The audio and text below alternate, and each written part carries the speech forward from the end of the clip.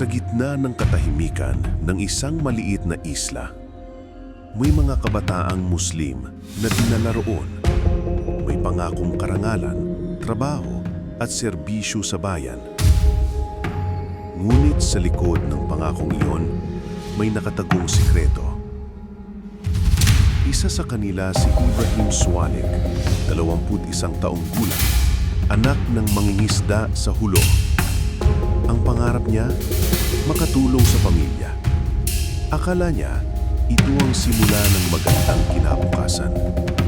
Pero ang isla ay tahimik at kakaiba. Tinawag nila itong Jabida. Habang tumatagal, unti-unting nagbago ang hangin sa kampo. May mga bulong na kumakalat. Saba, tatawid tayo sa dagat. Bakit? Tanong ng ilan. Ngunit walang malinaw na sagot. Ang mga opisyal, tahimik. Ang mga rekrut, nagdududa. Nang mabunyag ang tunay na layunin ng misyon, marami ang nagalit. Hindi namin ito pinirmahan, sigaw ng ilan. Gutom, pagod, at takot ang bumalot sa kampo. At isang gabi, may narinig silang mga yabag. Isa-isa silang pinatahimik. Walang paglaban, walang habag. Ngunit may isang nakaligtas, si Ibrahim. Sugatan, nanginginig, nagtatago sa dilim.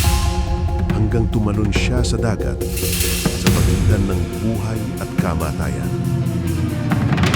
Sa bawat paglangoy, inibigkas niya ang pangalan ng mga kasamang pinatay.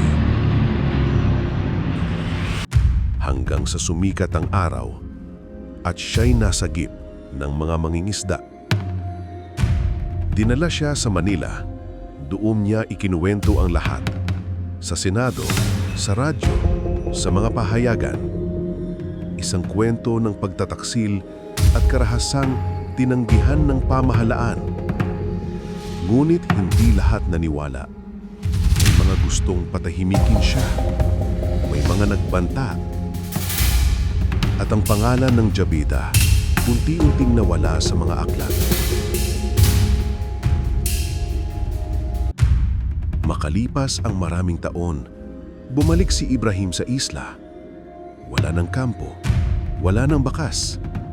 Tanging hangin at alon na lang ang saksi.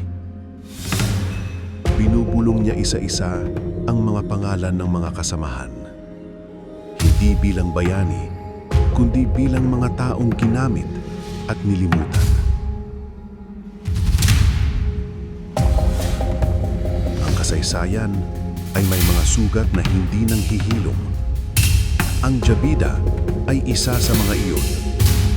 Isang alaala ng mga kabataang ginamit sa laro na hindi nilang nauunawaan. At hanggang ngayon, ang dagat ng Jabida ay may dalang lihim. Lihim ng mga kaluluwang hindi kailanman